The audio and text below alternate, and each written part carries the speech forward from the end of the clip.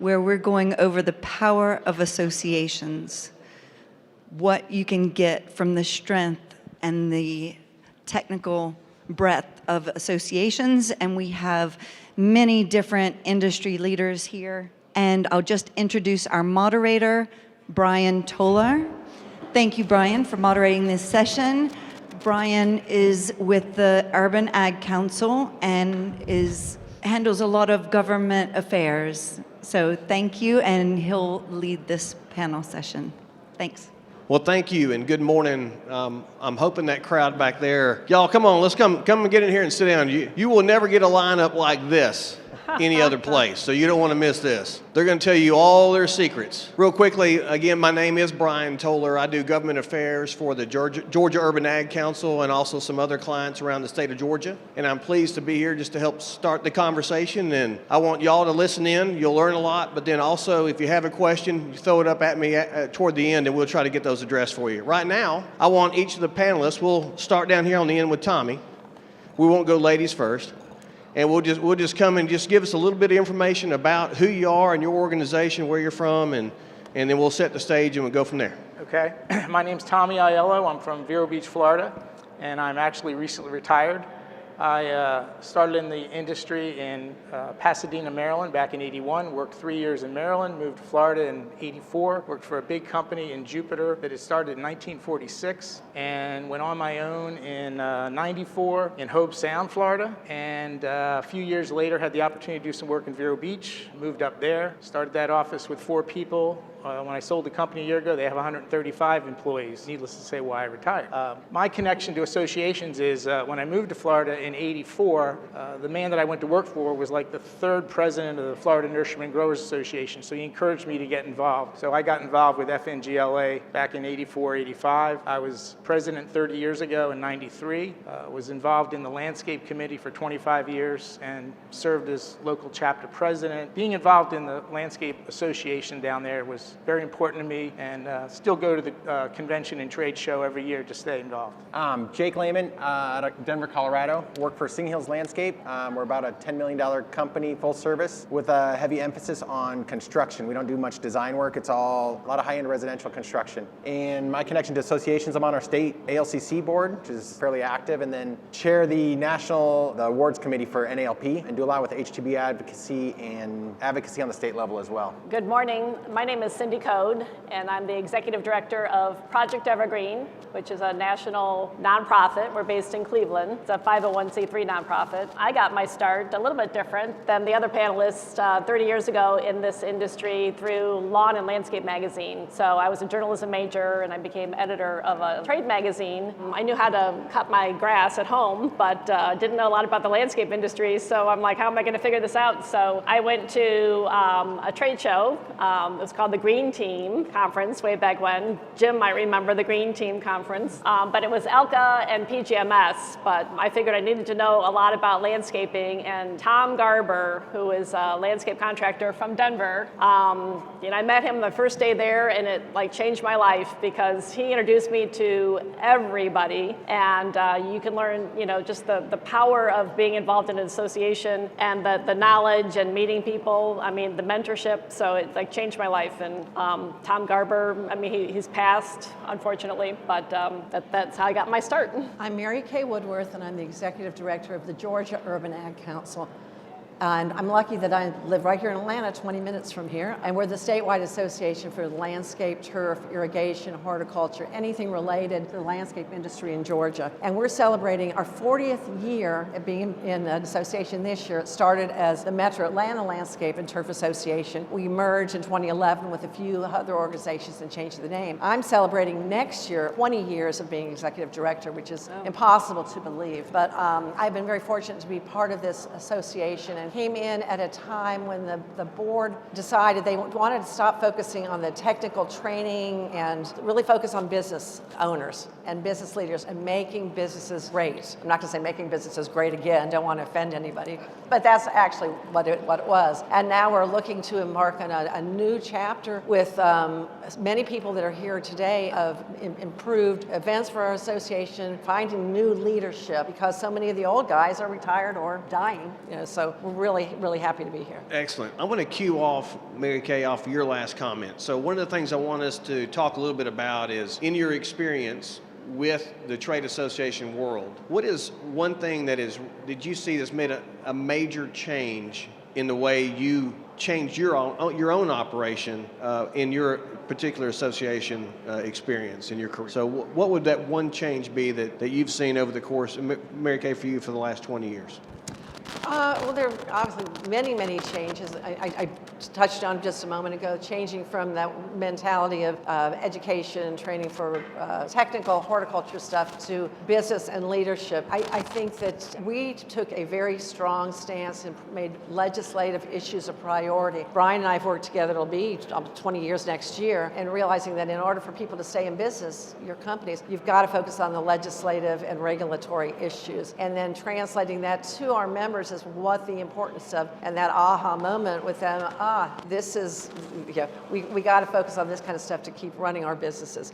Also, a very new issue is the technology part of it, and be able to reach our members wherever they are and in whatever manner they're utilizing. I think building on your comments, with the legislative, challenges that the industry faces and has really always faced, but Project Evergreen is not a member-based organization or association. We're more of an organization. But what Project Evergreen does as a nonprofit is, brings people together to make a difference in how our yards, parks, and communities can create a better, greener, healthier earth. We engage landscape contractors, lawn care professionals to renovate parks in under-resourced areas. So one of the ways that in your local community, if you're faced with some of those legislative challenges, you can show the benefits of your services, your work, what you do through participation in renovating a park that otherwise wouldn't, may have been neglected or fallen into disarray. So lawn and landscape professionals come together and they can highlight the environmental and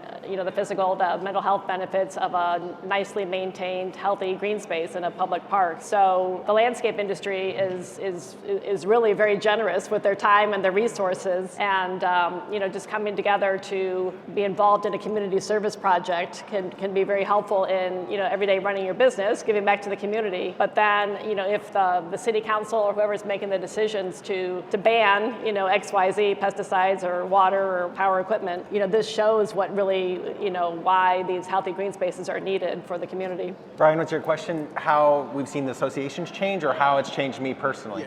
Really about how the association has changed. How have you had to adapt, kind of the key area that's popped up in your career that maybe you didn't see coming, but you've had to address it because your membership needed that type of a response from So I've been leadership? part of associations actively probably only for 3 or 4 years, so I haven't seen a ton of change, but I pose a question to a few senior at our company. Some of our CEO and our CFO have both been involved in the industry for 20, 30 years on the associations, and they said one major change they've seen in recent years is the advocacy. It was not 20 years ago, there was not the constant pressures that they see today. In Colorado especially, I think there's just a constant battle both on the state level and the national level, and it's something that as an association, we're only able to push back together or support together and not on an individual basis. And that's been a huge change in recent years. So for me, even though it's gone back many, many years, but it was when I was involved with FNGLA more actively as the landscape contracting chairman. So in the late 80s,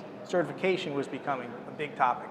In fact, most of, certification's big everywhere now. In fact, you're not anything unless you have certification, whether it's through NALP or your local state association. So FNGLA had started a certified horticulture program, which was just a test, written test. So being on the landscape committee, we always wanted licensing like everybody else, but licensing was very difficult. So we started a hands-on landscape contractor certification program in 1991, and it was a physical field test designed for the owners, where there was plant ID, they had to come out and plant a tree. In fact, FNGLA sent myself and another member, we went out to California and watched their test. We went to Colorado and watched their test, and this is back in 1991. In-house though, what we did is we started to develop an in-house program. Yes, 25, 26 years ago, I got tired of giving guys a raise just because they'd been there a year. I wanted them to prove that they knew something. So, and again, we started this back then. So now at a 90-day evaluation, they have to identify 25 plants. They have to identify 50 tools. They have to identify 10 safety items. Then there's like 10 general horticulture questions. So we've developed what was started on the state level as 13 field stations into 32 in our company. So now that's the process for advancement within the company that I had started. And that started out of FNGLA. Right. So making sure that the businesses of the future are investing in their employees in a way that's measurable and meaningful, not just check the box and get the certificate and move on to the next thing. Yeah. Now that's important. Do you have to have that hands-on, meaningful training if we're going to continue? The industry needs to grow in a professional manner, right? And that's the struggle because everyone in this room and outside this room is competing for employees. And whatever we can do to help build that education and keep those employees that's a great move. Let me ask you, Jake, you mentioned on the legislative side, so I have a little bit of a legislative bend, right? That's my focus. When you look at the legislative challenges that are out there, what is the one that has jumped out that your members have said, we need some help with this? And the rest of y'all kind of get ready because you're up next. So we'll start with Jake. Give him the hard part. So a big part of who we are as a company is over the last 20 years, we've been a huge proponent and user of the H2B program. And so those guys have become part of our company family and a major focus of kind of who we are and what we do. In recent years, we've sponsored a lot of them to permanent residency and some of that, but the H2B workforce advocacy and legislation is a long fought, ongoing battle that never seems like the end's in sight, but progress is slowly being made, and I think we need to keep pressing into that. But at the same time, it's frustrating to not see more progress in that realm, which through association, that's the only way we can do that, I guess. So we do mostly construction, and we work with a lot of outside architects, for example. And those architects are members of ASLA, APLD, and not that they ignore the contractors, but there's not much integration between the architect design side and the contractor side, and the issues facing us as contractors affect them, and it trickles down to them, it flows to them really quickly. And one of my goals is to see better coordination between those different organizations so that we have a louder voice together rather than just compartmentalizing the different associations. The federal issues are indeed the most difficult to work on, and sometimes the answers are right in front of their faces, but you have to get the old saying, it takes an act of Congress, right? And Congress really doesn't do much, to be mildly about it. But great point. Cindy, you have a particular issue that's jumped out in conversationally. You mentioned legislative as well, so. Well, I mean, talking about attracting employees, very difficult to attract employees to the market, or there aren't enough employees out there. I think that employee satisfaction, is a key. So attracting someone to work in the landscape industry and working long hours and, tedious hours we have a program that's called Green Care for Troops, and it's a way for lawn and landscape professionals to give back, but we match lawn and landscape companies with deployed service members, and the contractor takes care of their property for the length of deployment. So it can be 9 months, sometimes 12 months, so it's a big commitment. We've had so many contractor companies that tell us that their employees, whether H2B or, any employee, it's just that the job satisfaction, the opportunity to work on to provide services for a military family that's, struggling with deployment and being a parent and school and work and everything else, taking care of the lawn and make sure it's safe for the kids to play and really a safe retreat for the family to unwind. I think that job satisfaction shows that, what all of the contracting companies do, it's more than just a service. It's kind of a lifestyle that you're sharing with your community. So, I think that's something that's appealing as people are looking at the landscape industry to participate. That's a great way to build bridge to a lot of new folks, and anytime you're working and helping with the military families and all that, that's always going to be a big bonus, not only for the industry as a whole, but certainly for the individual companies themselves. So that's a great comment. Tommy, I'll jump back over to you. Now, what in the Florida environment, very strong growth in the state of Florida. What type of legislative hurdles have y'all had to address that have been beneficial or challenge for the industry in your area? HB2 is probably the biggest, and a lot of companies have been slow to jump on board. While I was still the owner, I did not participate, but the new owners have. So they've brought folks in the last 2 years. In fact, we even have a little building on property they converted to apartments, and the guys stay there, and then they go back, and they come back every year. So they got the same group of men to come back in the last couple months. to work for them. But Cindy and I were talking about, we've been very fortunate. Our last two executive directors have come through, I can't remember if it's AAN or ANLA now, but the National Nursery Association. Ty and Ben Valesky years ago both came, and they were the legislative directors that worked in DC at the time. And then we still currently have a state representative, Jim Spratt, that works directly in Tallahassee representing us. So they're always in tune with anything that's coming up. Well, and then we'll finish, I'll let Mary Kay wrap up on this topic, and then I think we've got a common thread we can build on. Mary Kay, what is it in Georgia? And we work together, so we know these answers, but... He's my work husband. Yeah. I remember when I used to pick up my youngest child at school, I'd sit in a carpool line in high school. I'd be on the phone with Bryan, this is a long time ago. Does Dad know you talk to him every day for hours at a time? I'm like, yeah, he gets it. Don't worry. H2B, workforce development, water, in which I know in Florida's everywhere is a big deal. Colorado, you've got completely different laws out in the West. Our most recent issue last year was gas to electric. It was very controversial. We were working on this for a couple of years because obviously we knew what was going to happen in California. New York, New Jersey always follow whatever California does, and now Colorado, everything. But we decided to try for a preemption bill so that local government could not preempt the state law, banning specifically leaf blowers, because that's all that anybody was talking about. We had some people say, well, what about other lawn equipment? What about blah, blah, blah? Let's talk about the one that's the ugly, the one people are talking about. And we worked with EDLP, with Andrew Bray. We worked very closely together to coordinate our message, so we were reading from the same page. And we were able to have a bill passed last year so that local government cannot preempt or cannot. I always get this wrong. Bryan's like, Mary Kay, you look at this every day, but they can't make any restrictions on gas-powered equipment of any kind more restrictive than electric. And so we're talking everything, any kind of equipment you're talking about, and so it's very broad.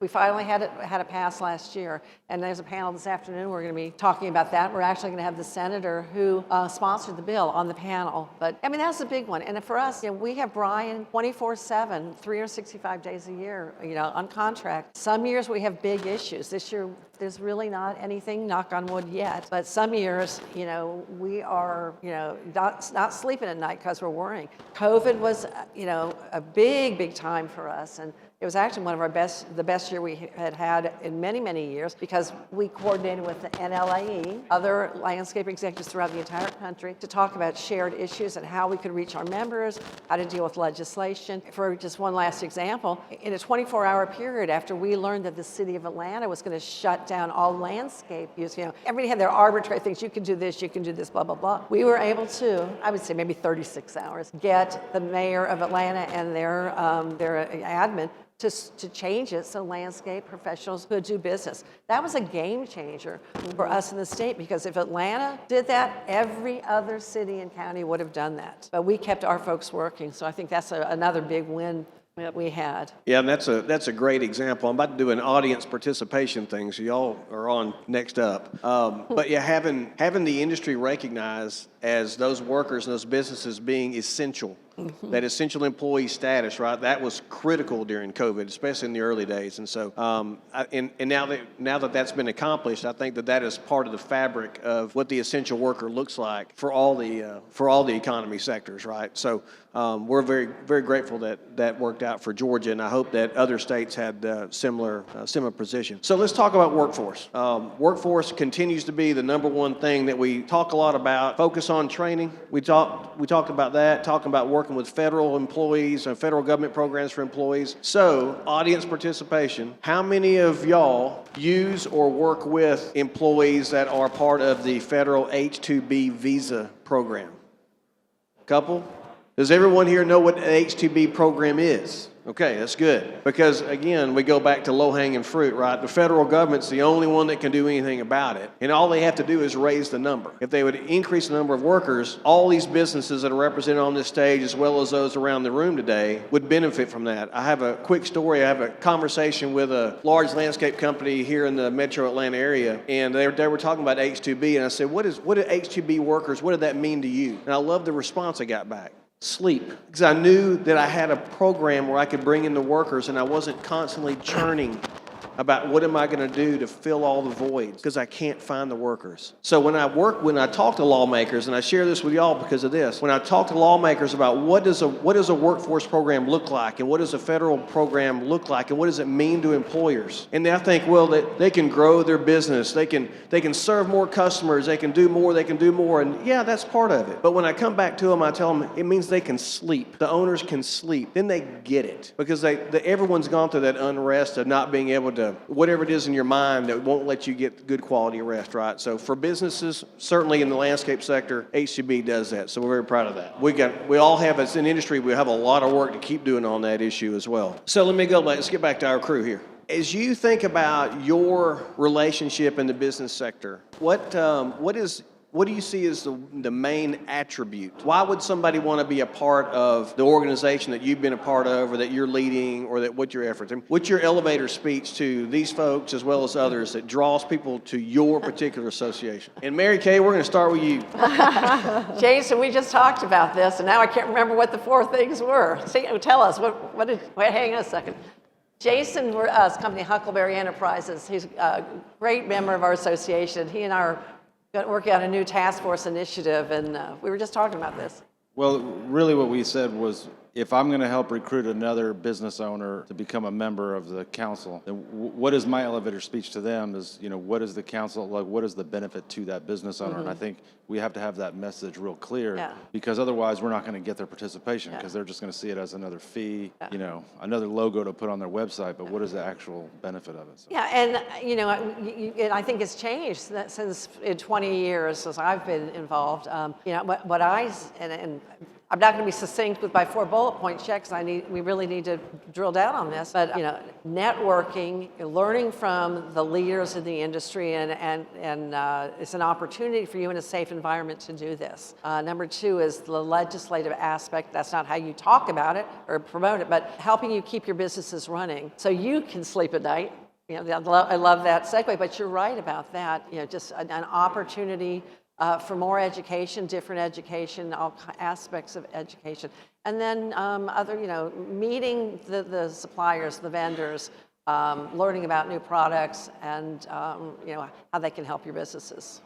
And there's more, definitely. Yeah, and that comment was brought up too, right? How do you get the contractors working with the landscape architect? How do you coordinate that? And you do that through relationships. And everyone here, if you're here and not looking to build relationships either with a vendor or with other customers or even your competition, then you're really missing a great opportunity, because your competitor today may be your ally tomorrow, right? So always use that opportunity to build that network. So that's great. Cindy, how about you? What draws people? I'll start it over. What draws people to pull them into your web to get them involved? Well, we work with everybody else. We work with state associations and national associations, and I think the big thing is that we all need to work together. I've served on state Ohio Turfgrass Foundation. I've served on RISE and ELCA and FNGLA and all these other organizations all these years, and they're all great organizations. I think the power is in everybody working together to really communicate, the benefits of what the services, whether you're a supplier, whether you're an end user or service provider, we need to talk as a voice to communicate the benefits of what healthy green spaces bring to communities. And it's not going to make all these issues go away overnight. But I think on the ground level, I know a lot of organizations use grassroots, but on the ground level, if you're working in your community together to improve, whether it's yards or landscapes or parks or green spaces, that will start to resonate with people outside of our industry. I mean, we can preach to the choir all day long, talking to each other about how great we are, but you need people in the community to really understand, why healthy lawns and green spaces are necessary for, environmental and for economic and lifestyle reasons, but all the tools of the trade that are needed to make it doesn't happen without power equipment or water or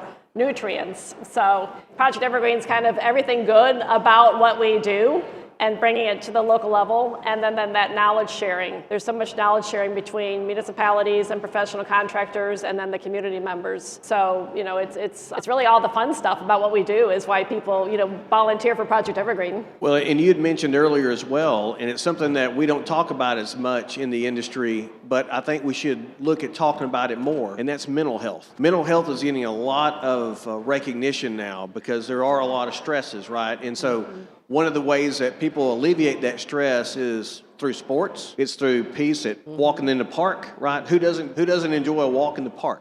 There's times I should just walk on the golf course and not play golf. It would be more relaxing. But that mental aspect of it, that mental health aspect of it is really important too. And you mentioned that earlier, and I think that's something that we all should build into our conversations for this industry. So I appreciate that. Definitely. We did a 18-acre park project in Detroit several years ago, right before the pandemic. But it was this huge neighborhood park, and there was like nobody in it, just because it was, you know, fallen into disarray and it was overgrown and scary. But after a 2-day project, the very next day, there were kids playing baseball on the baseball fields, and there was a cheerleading group practicing in the grass, and it was just like full of people. So it's just like the community, you know, was hiding behind the doors, and the next day they were out, and they were, you know, they were smiling, and they were like, you know, talking to each other, and it's just like an amazing experience. All those Norman Rockwell moments ready to come back if we'd just keep everything taken care of. Exactly. Through landscaping. So, Jake, how about you? What brings people to your organization? So I think as a contractor, one thing that when I talk about associations, the advocacy is huge, certification, professionalism. But I kind of see an association as, so I was talking to a high school class, ag class, a couple months ago, and it was mainly, the school was mainly fed by second generation Hispanic kids where their parents worked at a meatpacking plant. And this ag class, they didn't see the opportunity in life yet. And talking to the kids, they were bilingual and they had work ethic, and that's about all you need to start in this industry. You don't even need those things, but those are very beneficial, right? And in talking to the kids, they didn't understand that, hey, today you could come get a job in an industry and start. The association, to me, in a way, is like that ladder, right? The barrier to entry is so low in a good way, and I think while certification and professionalism continue to elevate that opportunity, we don't want to take out those bottom rungs of the ladder to get people into the industry. But that barrier to entry is low, but that opportunity for how high you can go is limitless. And I feel like the associations in a lot of ways are that ladder that give us opportunity to advance in a career and life in general. And we have a unique opportunity a little bit as an industry it's open to anybody, but you can go about anywhere. Tommy, you want to jump in? There was a question I think on the Hoover that said, someone said, well, I belong to associations, but you know, we're just there in name, but what are the benefits? And it's one thing to join, and now that everyone has websites, to have that little logo of NALP or FNGLA at the bottom to impress your clients. But the gentleman that I mentored under when I started working with him, he was one of the founding members of FNGLA back in the 50s, and he was the 5th president in the late 50s. And so his name was Roy Rude, and we would call it the Roy Rude Challenge. If he and I were out on a tagging trip at a nursery and they weren't members, he would challenge them to join the association. And Florida had 14, 15 different chapters, so because it's so big, we had a lot of chapter participation. But he would challenge those people to join the association and get involved. You couldn't just join up and get the literature back then. He wanted you to participate on the chapter level or on the state level. And if you did that for a year and you weren't happy, he would give you your membership money back. And through the years, he never gave anyone their money back. A great story. And the biggest thing I think that I enjoyed about it was the relationships. I was president 30 years ago, but Mary and I still go to the convention every year. Because I was so young when I was president, I looked up to all those folks that preceded me as presidents. I mean, that's who I learned from. So it's most important to me to go back and see those people and the relationships that we had established years ago. At the end of the day, we are all in the people business, right? It's relationships that make everything work. Doesn't matter if it's government affairs or what you do in your business in sales or equipment or engagement or promotion, advertising. So we're all in the people business, which leads me to another question I want to ask y'all about. In the world of going from magazines, which the Urban Ad Council has a very popular magazine, and other publications, Cindy mentioned with her publications, what avenues do you see that have changed in how you connect with your members or within business, the businesses within your target audience. What's the one major change you've had to make so you can reach people in the way these young folks want to be reached? Mary Kay, I want to go back to you. Oh gosh, I think that's one of the biggest challenges we have is how do we reach these young folks that have, how many young folks are here? A lot of them. Yeah, they're all There's a whole row of young very people right busy, there. very smart, short attention spans. I mean, we all have a short attention span because of social media. We could go on about that all day, but we've been texting our members, having a good response with that. We always give the opportunity to opt out of texting before we start. But when I need to get a quick answer, I'm going to use the situation with the leaf blower legislation last year. I got immediate response from people: add me to the list, add me to the list, add me to the list, to give the legislators, things like that. Using webinars, using short bullet pointed. That's not really. I get some Instagram, some things like that, but just being able to connect with people that way is important. But I think I think all you were talking about it, Tommy, about the networking, the relationships, and this to be able to get to them, to explain to them how important it is for them to get out and talk to people and get in front of people, and not just customers. It's just your fellow business owners and other people in the industry, because you can learn so much. And in this industry, people are so willing to give. I look around this room and at all the events I go to, and there's so many people who are so willing to give their time and their experience, and that's how we keep it going and keep building it. I know we can talk hopefully in a few minutes about the whole how we deal with workforce development, not just H2B, but I'd love to be able to touch on that in a few minutes after everybody else has a chance. Okay. You do TikTok? I do not do TikTok, but I think I'm going to have to now that Joe Biden has. Now I have to interrupt. I'm sorry, Shannon. I have to interrupt. So, because these young people have got me, that I've got to focus on them all now. our plans people here. I've got to focus on them now. So we're going to do a pause for audience participation because you give me an idea. Okay. We're going to do. I'm going to start this in. So you be thinking. All right. What is the main way you receive information from a trade association, from your work, or from just news in general? You get the mic. From a trade association, it's going to be the emails and newsletters that I sign up for. For news or anything, I'm old school. I don't watch videos. I actually read. So it's going to be just the website. No videos or anything. You make my heart proud. We got a good one. For me, it's LinkedIn. I specifically keep LinkedIn for professional purposes, and I know when I'm looking for any kind of resources or connection in the green industry or sustainability initiatives, I'm going to go to LinkedIn for that information or connection points. For me, it's going to mostly be email. I get emails from trade associations, from ISA. For news, I'm not proud, but Facebook. It definitely comes from Facebook and online magazines that I just click on links when I have an interesting title, and then I learn that way. I would say email, Facebook, YouTube, all of those things would be probably the way that I go about that. Okay. Yeah. Believe it or not, I'm an Urban Ag member, so I do get the wonderful magazine that you spoke on earlier, but LinkedIn definitely is probably the go-to. Well, I know. I'm glad something's working that I'm doing. Yeah, and I don't mean to leave out all the other young. I know there's plenty of young folks here. And Plants Creative Landscape is an excellent member of the Urban Ag Council. I didn't single you all out because of that. I singled you out because you're all nice and young.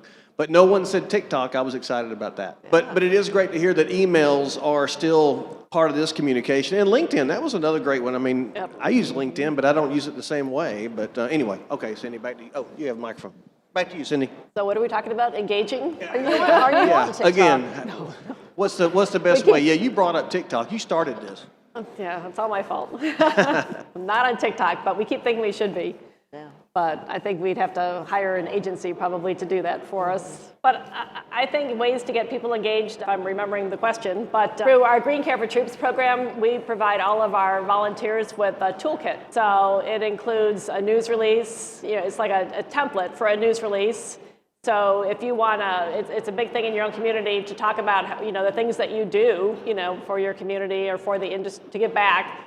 So that news release, you can give it to your local newspaper if you still have a local newspaper or radio or whoever covers news in your community. you can use that to promote your business and all the good things that you're doing. We have stickers you can put on your trucks that say, I volunteer for Green Care for Troops. We have talking points if you're ever asked, to be interviewed in front of the media, talking points about all of the great things about healthy landscapes. So I think that the toolkit is something that helps to engage people into a program like Green Care for Troops, or even on we call it Green Care for Communities, which is more the parks, renovation projects. We have a community playbook. We're a very small national nonprofit, so we try to do, 6 to 8 pretty significant sized projects a year, but we have a limited bandwidth. So we have a playbook. If you want to do a project in your own community, it kind of walks you through how you can do it, and it doesn't have to be an 18-acre park. It could be like an afternoon landscape installation. So I think providing the tools of how to do it and how to promote it and how to share that key messaging is something that is helpful. Yeah, interesting concept with toolkits and playbooks and all that, just to help give people some definition of where they can go. That's great. Yep.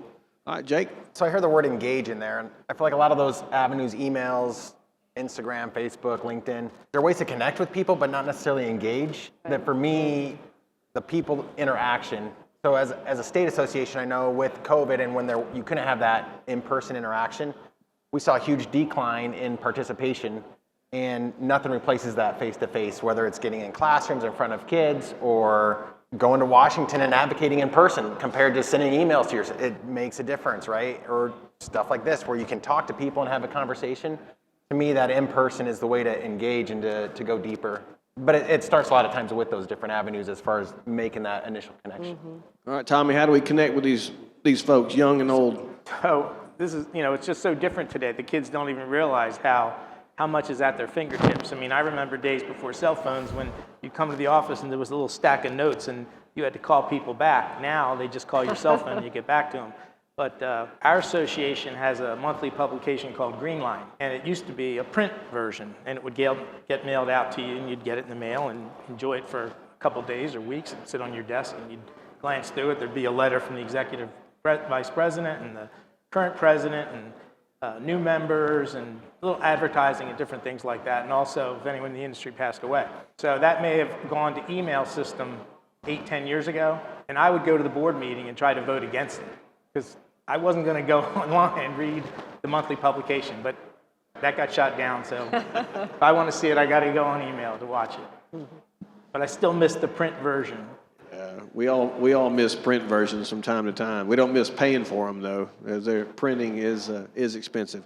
All right, we have just a little bit of time left. So I know Mary Kay wanted to circle back on the workforce aspect of it. So Mary Kay, let's let you kick that off, and then we'll see. I'll let y'all volunteer if you want to add something on to Mary Kay's comments on workforce in the industry. Well, we're all trying to do things on our statewide level and locally and things like that. But something that I'm real proud of for Georgia Urban Ag Council is about 8 years ago, we started doing this event with the Construction Education for Georgia Foundation, a big event where you had the air conditioning industry, electrical, every single trade involved, and we had the world of horticulture, and people were just astounded. These teachers and students, as a student career expo, they'd have 5,000 students coming in. Were amazed that there was this whole industry for people, and with plants and all this, everything involved. And NALP was very interested in this, and they actually helped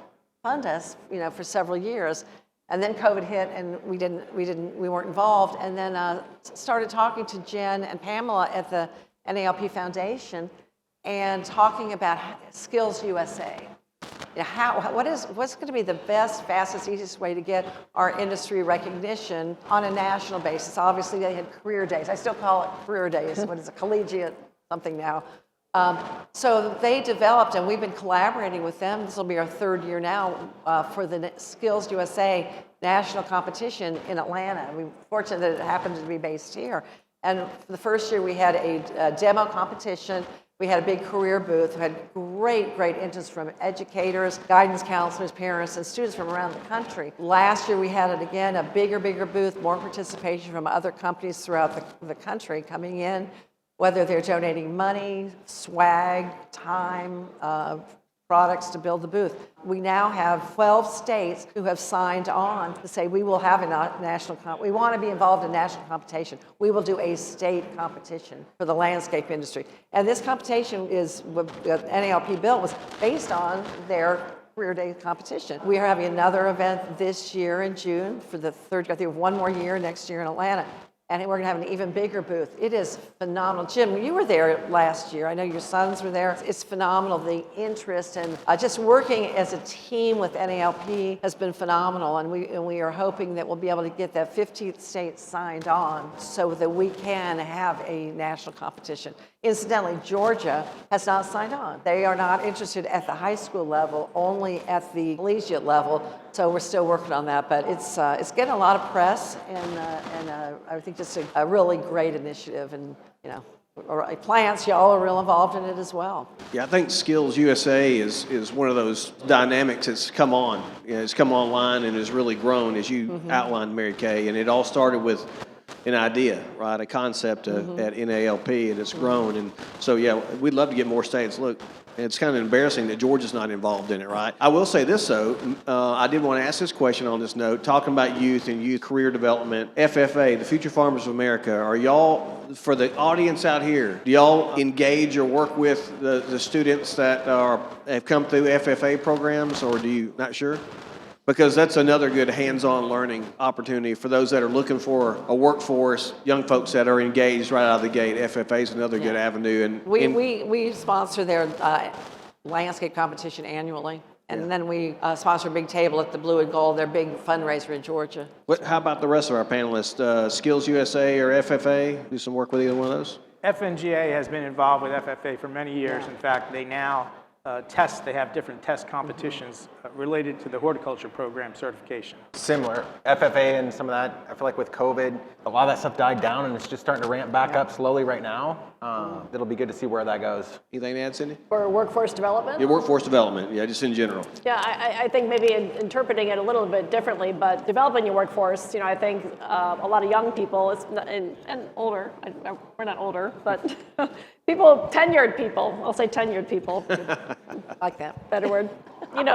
Sustainability and improving the environment, are kind of keywords that attract people to work for companies that, believe in sustainability and the environment. So I think that's something that if you actively promote that in your businesses and you participate in it, I think that it'll attract more people to companies and keep people in your companies and, satisfaction. And one of my pet peeves over the years is, we are the environmentalists. The activists took that away from us. The activists took away the environmentalists. So I think that by being involved, engaged in our community at that local level, we can regain or take that back, the environmentalists, because that's really who we are. Now, that is an excellent point, because we talk about this a lot in Georgia, that people perceive agriculture in our state is largely to be food and fiber production, right? Chickens, cows, row crops, cotton, peanuts. But we're all that and then some, right? And if you're looking for agriculture, you don't have to look very far. You just look across the street, look at your neighbor's lawn, look at your own property, look at your business operation. You'll find that's agriculture, just like all the other components are. So we always have to stress that as a part of the big picture for the state of Georgia. So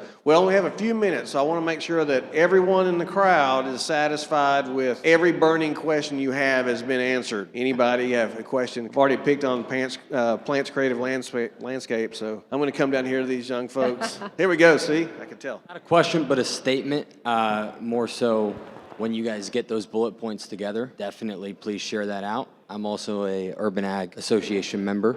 My name is Joe Callow. I'm the owner of Garden Lights Landscaping. Got our wonderful team here with us. But when you get those situated, send them out, and we'll be sure to promote and continue to get everyone on the same cause. Thank you.